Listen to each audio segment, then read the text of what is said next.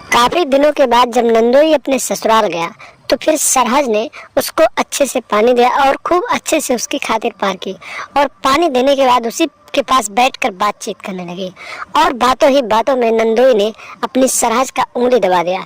सरहज भी समझ गई कि आखिर उसका नंदोई क्या इशारा करना चाहता है।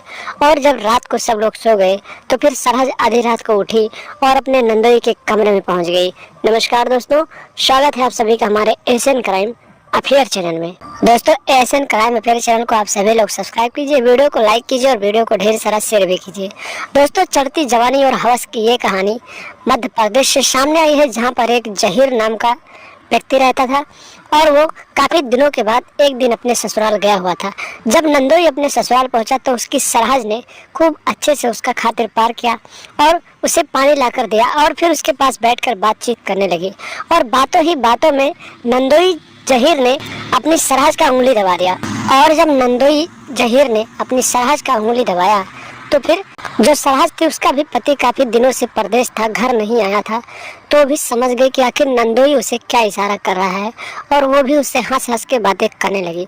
तभी नंदोई की वहां पर सास पहुंच गई और फिर उसने अपनी सास से बातचीत करना शुरू किया और फिर सरहज वहां से पानी देकर चली गई।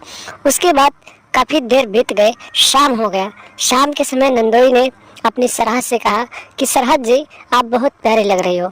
उसके बाद सरहज भी समझ गई कि आखिर नंदोई आज शायद उसकी गेम बजाना चाहता है। और फिर सरहज ने खाना बनाया और खाना बनाने के बाद सास ससुर को दिया और सभी लोग जब खाना खाकर सो गए तो सरहज ने नंदोई का चारपाई अपने रूम के बगल में लगा दिया। और फिर आधी रात को जब सब लोग सो रहे थे तो फिर सरहज अपने कमरे से उठी और सीधे अपने नंदोई के कमरे में पहुंच गई और उसके बिस्तर पर जाकर लेट गई।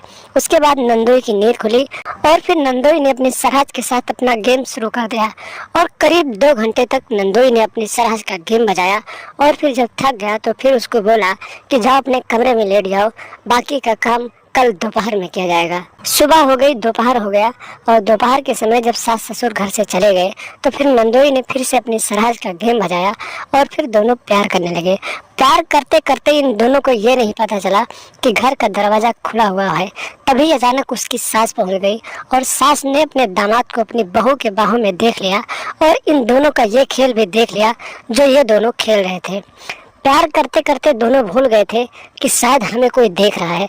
और उसके बाद जब सास पहुंची और उसने इन दोनों को डांटना शुरू किया तो नंदोई ने अपने सरहज के साथ मिलकर अपने ही सास को सोचा कि अगर ये जिंदा रहेगी तो पोल खोल देगी। उसके बाद दोनों ने मिलकर सास को ही मौत के घाट उतार दिया और फिर दोपहर में ही नंदोई अपने ससुराल से फरार हो गया। तो दोस्तों, सावधान रहें, सतर्क रहें और ऐसे लोग जो आपके घर आते जाते हैं, ऐसे लोगों से दूरी बना कर रखें, उनको पहचानें और उन्हें अपने घर ना आने दें।